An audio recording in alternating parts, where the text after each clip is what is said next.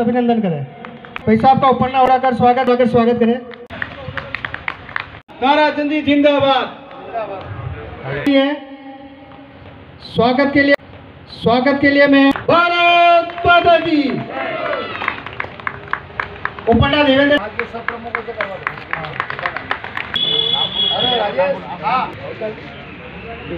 साहब शंकरलाल जी, रमेश जी चौहान,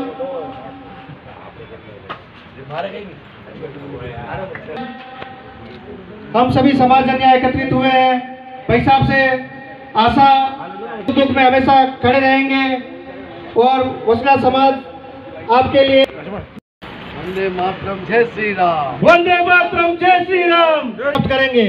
आज के हित के लिए आप जमीन का और नौरे का काम जो भी है और समाज के युवाओं का जब भी आपकी ज़रूरत पड़े तो आप उस समय बहुत अपना सहयोग करें। और मैं आपके इस मंच के माध्यम से ये विश्वास दिलाता हूँ कि जो आज से 70 साल पहले 76 साल पहले जो समाज एक ही पार्टी की बिल्कुल वो थी, तो उस निवेदन ये करूँगा कि आपके या भाई साहब के गुलाब जी के आने के बाद ये पार्टी बिल्कुल बदल चुकी है और सारे युवा हमारे साथ अभी लगे हुए हैं और आपको 100% वोट दिलाने की हम अपील करते हैं। 25 दिसंबर को 100% मतदान करें। मतदान राष्ट्र हित में करें, न कि राष्ट्र वो नहीं करें। मतदान राष्ट्र हित में करें। ये भाई साहब हमारी बात पे गौर करें। और 76 साल में जो हमको इस पार्टी ने दिया है, तो इस पार्टी की वजह से आज हमारे कई युवा साथी और जो बिल्कुल इस दौर से गुजर चुके हैं वो आज अपना कार्य क्षेत्र आदरणीय पारस सिंघवी साहब और गुलाबचंद जी कटारिया साहब ने बहुत हमें सहयोग किया इस पार्टी के लिए और समाज के। आज इस वसीटा समाज की एक मीटिंग में आप सभी पधारे, पहले आप सभी का आभार। सभी परिवारजन हैं, पूर्व वक्ताओं ने बताया है कि हमें क्या करना है आने वाले समय में। जिस दिन मतदान का दिन निश्चित है उस दिन हमें किस पक्ष में वोट डालना है वो भी हमारे मुख्य वक्ता आपको बता देंगे। मैं सिर्फ आपको यकीन दिलाता हूँ, जो महानुभाव आपके सामने बैठे हैं, श्री पारस जी सिंघवी जो उप महापौर हैं अभी नगर निगम में, और हमारे भाई साहब ताराचंद जी जैन, इनके बिहाव पे मैं आपको यकीन दिलाता हूँ कि इस समाज की कोई भी परेशानी होगी या कोई भी ज़रूरत होगी, ये निस्संदेह आपको पूरी करेंगे, ये मैं आपको गारंटी देता हूँ। जय हिंद, जय भारत। मंच पर उपस्थित हमारे आदरणीय ताराचंद जी जैन साहब, आदरणीय पारस जी भाई साहब, आदरणीय गजपाल जी भाई साहब, आदरणीय SC मोर्चा जिलाध्यक्ष सत्यान जी भाई साहब, गुजरात से पधारे हुए हमारे हरीश जी भाई साहब और समाज के वरिष्ठ आदरणीय रमेश जी चौहान, ताराचंद जी खालोटिया और भीरूलाल जी कोटिया साहब, हमारे आदरणीय भाई साहब ताराचंद जी जैन हैं। और आप सबको पता ही है और मोटा मोटा आप सब जानते हैं इस बात को कि हमें अधिक से अधिक मत करना है भाई साहब के फेवर में। और वैसे भी हमारा समाज है जो भाजपा समर्पित समाज है, पर इस समाज की सबसे बड़ी दुविधा ये है कि इस समाज को इतने सालों से एक भी बार अभी तक कोई भी भूमि आवंटन नहीं हुआ है। उसी क्रम में हमारे आदरणीय कुंदन जी ने पहले भी एक मीटिंग करी और उसी क्रम को मैं आगे बढ़ा रहा हूँ कि भाई साहब हमारा एक छोटा सा निवेदन है, उस निवेदन को स्वीकार करें। और आदरणीय कटारिया साहब ने भी बोला था कि हम आपको जमीन आवंटन कराएंगे। कुछ कमजोरी हमारी रही, कुछ कमजोरी प्रशासन की रही होगी और उस कमजोरी को हम आने वाले इन 2 सालों में पूरा करेंगे भाई साहब। और आपसे हम इस मन से आश्वासन चाहते हैं कि समाज के लिए जमीन परिवर्तन होते होते आज स्थिति बदल गई है, मेरा ऐसा सोचना है। देश के प्रधानमंत्री नरेंद्र भाई मोदी जब से बने हैं उन्होंने सभी को साथ में लेने का प्रयास किया है और इसीलिए वो कहते हैं सबका साथ और सबका विकास। उसमें जब कोविड का कालखंड आया, एक बात कहकर बात समाप्त कर दूंगा, कोविड का कालखंड आया, हम सबको पता है कि कितने लोगों को राशन दिया, 80,000 लोगों को। अब 80,000 लोगों में मुस्लिम भी होगा, हिंदू भी होगा, जैन भी होगा, सिख भी होगा, ईसाई भी होगा। उन्होंने ये तो नहीं कहा कि मुस्लिम आबादी है इसलिए इसको राशन नहीं देना। वैक्सीन लगा, कितने वैक्सीन लगे? 2 लगे, 1 रुपया लगा गया। उन्होंने ये तो नहीं कहा कि मुस्लिम है इसलिए इसके वैक्सीन नहीं लगाना। अरे भाई सभी समाज को साथ में लेंगे तभी तो। हमारा तो संघ का गीत है, सब समाज को लिए साथ में आगे बढ़ते जाना। हमारा तो गीत ही यही है, हमारा ध्येय यही है, हमारी पंक्ति यही है। इसलिए सब समाज को आगे लेकर नहीं चलेंगे तो सत्ता में कैसे आएंगे? और सत्ता में नहीं आएंगे तो आपका समाज का डेवलपमेंट हो या आपके विकास की दृष्टि से कोई काम हो, हम कैसे कराएंगे? आज 2014 में देश के प्रधानमंत्री नरेंद्र भाई मोदी बने, और जब भी आप देखो, भैरव सिंह जी शेखावत मुख्यमंत्री थे, उन्होंने एक योजना चलाई। योजना का नाम क्या था? अंत्योदय योजना। आपको जानकारी होगी, नहीं होगी तो मैं बता दूं। अंत्योदय योजना जब चलाई ना, तो अंत्योदय का तात्पर्य क्या होता है? समाज का अंतिम व्यक्ति। समाज का अंतिम व्यक्ति जो अंतिम राह में खड़ा हुआ है, अंतिम पंक्ति में खड़ा हुआ है, उसको भी इस मंच पर जगह मिले। यही तो है भावना। ये किसने चलाई? ये योजना भैरव सिंह जी शेखावत ने चलाई। और पंडित दीनदयाल उपाध्याय जो हमारे जनसंघ के संस्थापक थे, जिन्होंने पंडित दीनदयाल उपाध्याय ने भी यही नारा दिया, अंत्योदय हमारा ध्येय है, हम सब समाज को साथ में नहीं लेंगे, समाज का अंतिम पंक्ति का व्यक्ति आगे नहीं आएगा तो हम बराबरी कैसे करेंगे? छोटे और गरीब और अमीर में भेद कैसे रखेंगे? भेद नहीं रख सकते ना, सबको साथ देना पड़ेगा। अब जमाना बदल गया है, पहले बहुत स्थितियाँ अलग थी। इसलिए मेरा आपसे निवेदन है, घर पर बैठो, विचार करो, और विचार करने के बाद आप ये चिंतन करो कि आप कांग्रेस को वोट देना या बीजेपी को वोट देना, राष्ट्रवादी पार्टी को वोट देना या कन्हैयालाल की हत्या कराने वाली सरकार जैसी को वोट देना। अब ये विचार करने की आवश्यकता है।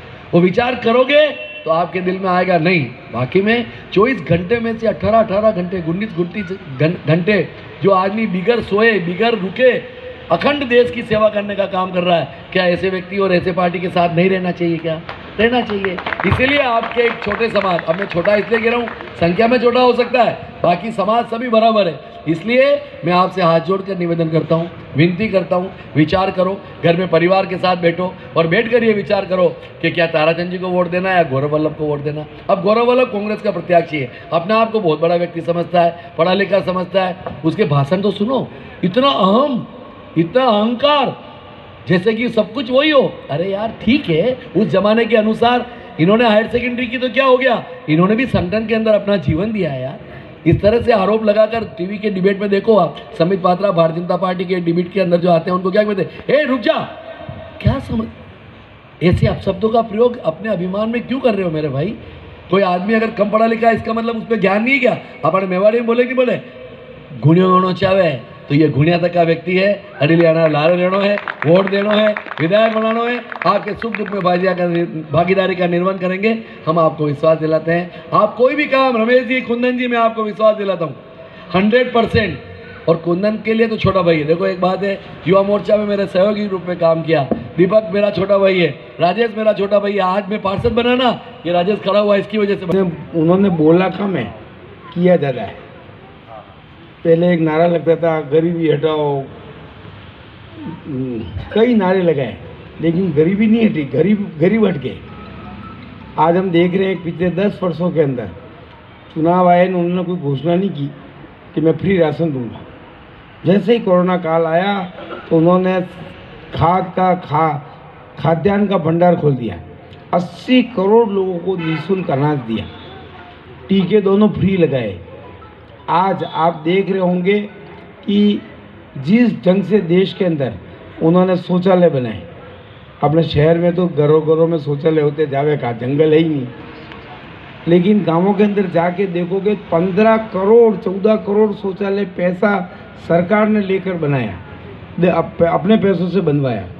गरीबों के 13-14 करोड़ मकान बनवाए। इसी तरह से हर घर को जल, हर घर को नल, हर घर को लाइट। तो पहले 5 वर्ष के अंदर उन्होंने गरीबी दूर करने का काम किया। उसके बाद 5 वर्ष के अंदर हमारे ऐसे तीर्थ जो 500 वर्षों से हजारों हिंदुओं का बलिदान हुआ, भगवान राम जहाँ पैदा हुए, तो वो कहते हैं कि पैदा हुए ये भी पता ही नहीं, किसको पता है? अब मैं पैदा हुआ, मैं इधर हुआ उधर हुआ, मेरे माँ को ही मालूम नहीं हुए अपने में से भी। लेकिन जो भगवान राम के आराध्य, जिसको सारा देश उनके नाम से जाना जाता है, सवेरे उठते तो राम राम, सोए तो राम राम, जाए तो जय श्री राम, जिसका 500 वर्षों में लाखों हिंदुओं ने अपना बलिदान दिया, चल रहा है, आज तक फैसला नहीं हुआ। और यही कांग्रेस वाले मजाक उड़ाते थे, पहले कहते थे मंदिर वहीं बनाएंगे, तारीख नहीं बताएंगे। अरे तुम्हारा काका जी है वो नरेंद्र मोदी, 24 जनवरी के दिन भगवान राम 500 वर्ष से बड़ा मंदिर बनकर 24 जनवरी के दिन भगवान राम उस बहुत बड़े भव्य राम मंदिर के अंदर विराजमान होंगे और प्राण प्रतिष्ठा करके फिर आपके पास आके कहेंगे ये रहा देखो। और दूसरी दिवाली के ऊपर, पिछली दिवाली पे 18-19 लाख दिए जले होंगे, इस बार 21 लाख।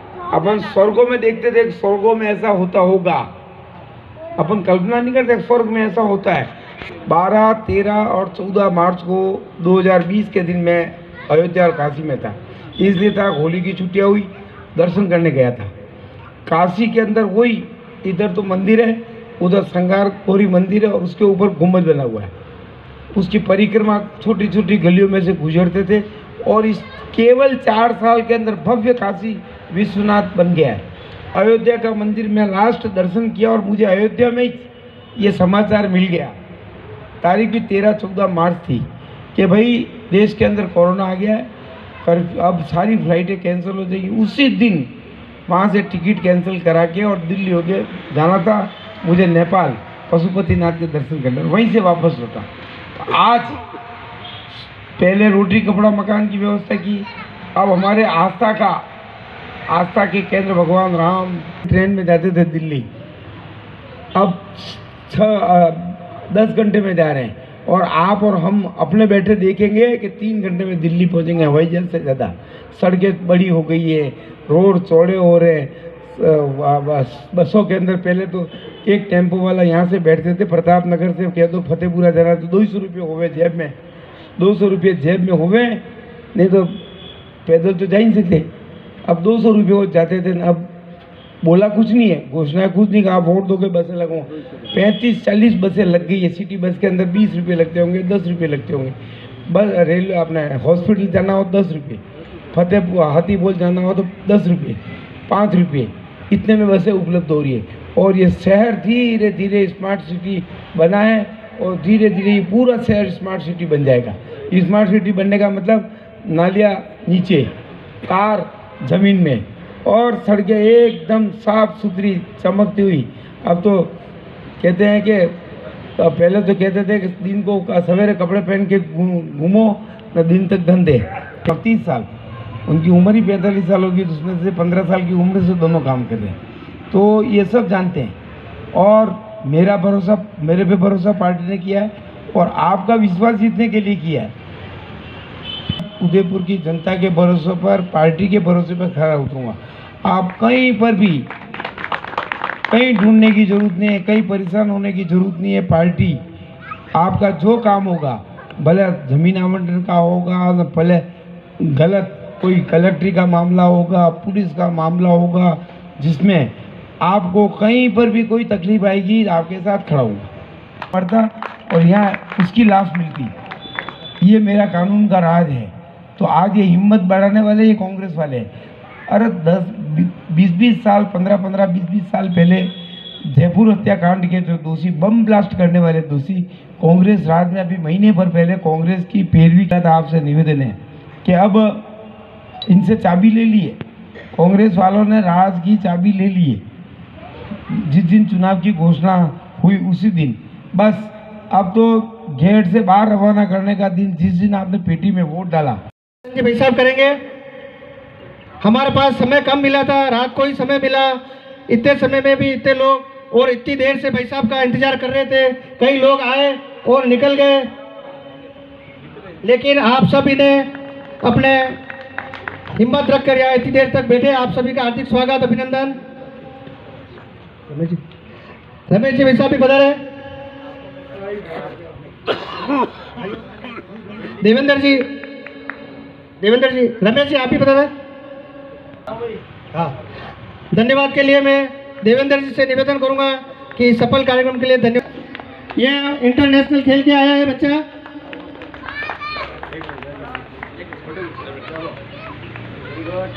भारत माता की। आने वाले समय में देश का नाम रोशन करे, हमारा मेवाड़ का नाम रोशन करे। साकेत वसीता सभी का बड़ों का आशीर्वाद इसके साथ है। एक नव मतदाता भी हमारे बीच में आया है, सूरज जी खेता माता की। अब धन्यवाद की रस्म हमारी यही भावना है कि भारतीय जनता पार्टी से जुड़े और भारतीय जनता पार्टी के प्रत्याशी को अधिक से अधिक मदद है विजय बनाए, यही मेरा निवेदन है। धन्यवाद। आइए हमारे साथ ताराचंद जी जैन जो भाजपा प्रत्याशी है उदयपुर। एक महीने से चुनाव की जिसमें से घोषणा हुई, हमारी पार्टी वैसे साल भर ही चुनावी मोड़ में रहती है।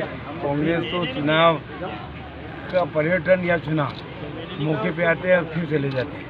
हमारी पार्टी तो साल भर, जिस दिन गुजरात विधानसभा के चुनाव हुए दूसरे दिन से ही अमित शाह जी, नरेंद्र मोदी जी और राष्ट्रीय अध्यक्ष JP नड्डा जी निरंतर चुनाव प्रक्रिया के तहत चुनावों के अंदर लगे हुए। और आप देख रहे होंगे कि राजस्थान के अंदर पिछले 4 दिनों में इस उदयपुर जिले के अंदर योगी जी आए हैं, राजनाथ सिंह जी आए हैं, खुद नरेंद्र मोदी जी आए हैं, JP नड्डा जी आए हैं। और कांग्रेस के तो जो खुद मुख्यमंत्री आए जो 100 लोगों को लेकर घूम रहे थे, वो भी उदयपुर शहर और उदयपुर ग्रामीण के थे कि नहीं थे ये भी पता नहीं। ये उनके जन मानस का विश्वास कांग्रेस से उठ गया है, उसका प्रतीक है। उसके बाद हमारी 4 रैलियाँ हुई हैं। नरेंद्र मोदी और JP नड्डा जी की हुई, प्रधानमंत्री जी स्वयं आए, आज युवा मोर्चे की रैली हुई, महिला मोर्चे की रैली हुई। वो अपार जनसमूह पार्टी की जीत का द्योतक है। धन्यवाद। समस्त बागडोर संभाल रखी है गजपाल सिंह राठौर, भाजपा जिला महामंत्री हैं और सारे कार्यकर्ता यहाँ तक महिला पुरुष सारे समाज को लेकर चल रहे हैं साथ में। तो उदयपुर में माहौल क्या होने वाला है? निश्चित तौर से भारतीय जनता पार्टी चुनाव के समय चुनावी मोड पर नहीं रहती। हम वर्ष भर चाहे जनहित के मुद्दे हो, चाहे अनेक क्षेत्र की समस्या हो, समस्या को लेकर भारतीय जनता पार्टी कार्यकर्ता हमेशा तत्पर रहते हैं। क्योंकि आज हम इसी समाज में आए, उस समाज का भी कहना था स्वतंत्र बंधु का आपने जिस प्रकार से चाहे धोबी घाट का निर्माण का काम हो, वहाँ ट्यूबवेल का काम हो, और हम कोई समस्या लेके आते हैं तो भारतीय जनता पार्टी निश्चित तौर से समस्या को दूर करती। हमारा उद्देश्य वोट लेना नहीं है, हमारा उद्देश्य है कि लोगों की तकलीफ उनको समझना। और निश्चित तौर से लोकतंत्र में वोट बड़ा महत्वपूर्ण होता है। और उसको जो विश्वास किया, हम हमेशा क्या करते हैं, जो मांग करते हैं उस मांग के हिसाब मांग के अनुसार भी, और मांग नहीं खाली क्या क्या समस्या खुद देखते हैं। मैं निश्चित तौर से कहना चाहता हूँ भारतीय जनता पार्टी प्रचंड वोटों से जीतेगी और राजस्थान के अंदर 151 से अधिक सीटें जीतकर भारतीय जनता पार्टी सत्ता पे आसीन रहेगी। बहुत बहुत